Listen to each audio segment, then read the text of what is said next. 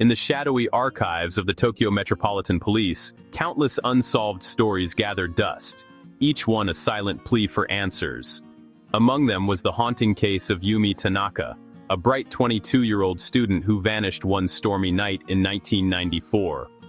She left her Setagaya apartment for dinner with friends, her laughter echoing in the hallway, and was never seen again. No struggle, no ransom, no clues. Just silence and the relentless patter of rain. The city searched, posters, police, divers in the Tama River. Still, nothing surfaced.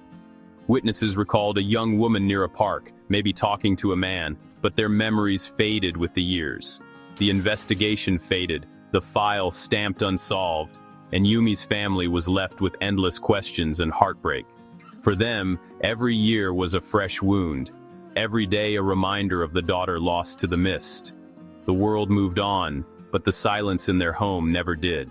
Yumi's story became a ghost in the archives, waiting for someone to listen, waiting for the mist to clear. Decades later, the internet breathed new life into old mysteries, giving hope to cases long thought unsolvable. In 2015, a passionate group of true crime fans launched a website dedicated to digitizing Japan's cold cases, determined to crowdsource new leads. Yumi's file, once buried in a police archive, was uploaded for all to see, sparking curiosity and empathy. Her face, her story, and the faded evidence reached a global audience, igniting a digital community. The forum buzzed with theories, runaway, crime, cults, but no real answers, as users debated late into the night. Yet the internet's power is in its diversity. Among the noise, experts in forensics, medicine, and data analysis joined the discussion, sharing insights and dissecting every clue. The case became a living document, dissected by hundreds of minds across continents, each thread weaving a new possibility. Most threads led nowhere, echoing the dead ends of the original investigation. But the digital community pressed on. In this digital crowd, a single overlooked detail was about to change everything. The past was no longer silent, it was being re-examined, pixel by pixel, by a new generation of digital detectives. And in that scrutiny, a new clue was about to emerge, reigniting hope for justice. The forum's endless debates circled the same old questions, with users arguing late into the night, their screens glowing in the darkness. Until a user named Kagabushi posted a simple, almost overlooked observation.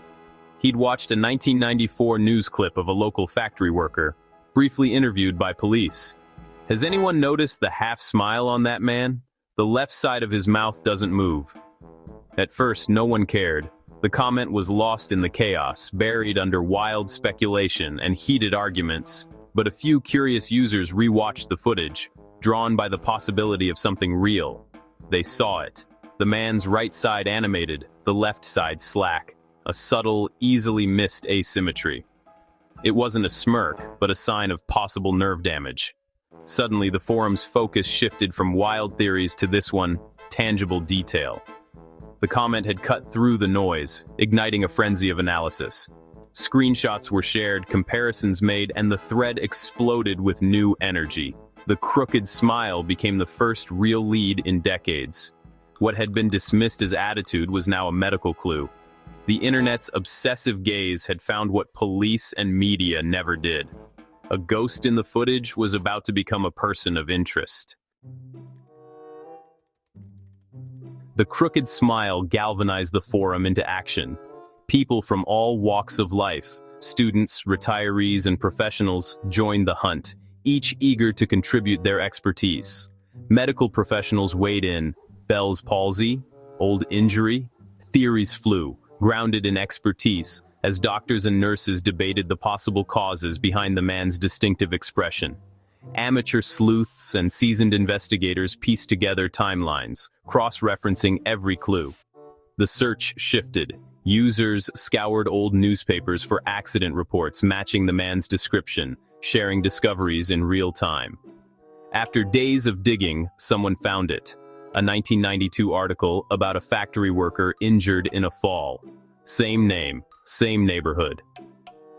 The man in the news clip had suffered head trauma 2 years before Yumi vanished, a crucial detail. The pieces fit, a visible injury, a presence near the scene, a forgotten witness. The forum's investigation was methodical, with users mapping connections and debating every lead. The forum compiled their findings, building a narrative stronger than any before, and presenting their evidence to local authorities. For the first time, the ghost had a face and a history. The digital detectives had done what the original investigation could not. A detail invisible for 20 years was now a lead, and hope was rekindled. The investigation, once cold, was alive again, thanks to a global community piecing together the truth. Armed with this new context, the forum revisited the 1994 witness statements, bridging decades with a few keystrokes. Suddenly, vague descriptions, smirking, odd expression, made sense, as if the past was speaking directly to the present. The witnesses hadn't misremembered. They'd seen the man's facial paralysis but lacked the words to describe it. A detail lost in time until now. The unfriendly smirk was a medical condition, not a mood, an insight only possible by connecting old files with new eyes. The forum matched witness quotes to screenshots and the accident report, weaving together fragments from both eras. The alignment was undeniable. The man with the crooked smile was the one seen with Yumi, his identity echoing across time. The cold case had a thread of heat, thanks to a crowd of strangers, each connecting the past to the present in real time. The ghost was no longer faceless. He was a man with a name and a past, his story finally illuminated. The missing context had finally unlocked the truth in their words, bridging the gap between what was once lost and what is now found. The forum buzzed with anticipation. They knew they had stumbled onto something real, something that could finally break the silence around Yumi's case. A retired legal clerk, moved by the thread's discoveries, carefully drafted a formal tip. He laid out every piece of evidence, step by step, making sure nothing was missed. The tip was sent anonymously to the Tokyo police, a digital message in a bureaucratic bottle, cast into the vast sea of official channels. Weeks slipped by. The thread grew quiet, hope fading as no response came. But the tip wasn't lost. An old detective read it, intrigued but unable to act. There was no hard evidence, just a crooked smile and a hunch. The tip was filed away, waiting in the shadows of the archive. Years later, new forensic technology arrived, promising to unlock secrets once thought lost. The police began reviewing cold cases with fresh eyes and powerful new tools. When Yumi's file was reopened, the forum's report resurfaced, its details now impossible to ignore. This time, the detail about the man's face was seen in a new light, its significance magnified by technology. The digital clue, once just a whisper in a comment thread, was about to become the key to the case. In the 2020s, advanced facial recognition confirmed the man's nerve damage, an overlooked detail that had gone unnoticed for decades. Police brought him in, his crooked smile unchanged after all these years, a haunting reminder of the past. Forensic scientists re-examined a camera strap found near the park, a piece of evidence long forgotten. New DNA techniques revealed a profile, not Yumi's, but a match to the suspect, finally connecting the dots. Confronted with the evidence, the man confessed to killing Yumi after she rejected him, his voice trembling with regret. Nearly 30 years later, the case was finally solved, bringing long-awaited closure. The forum erupted. Strangers united by curiosity and empathy had brought justice to light.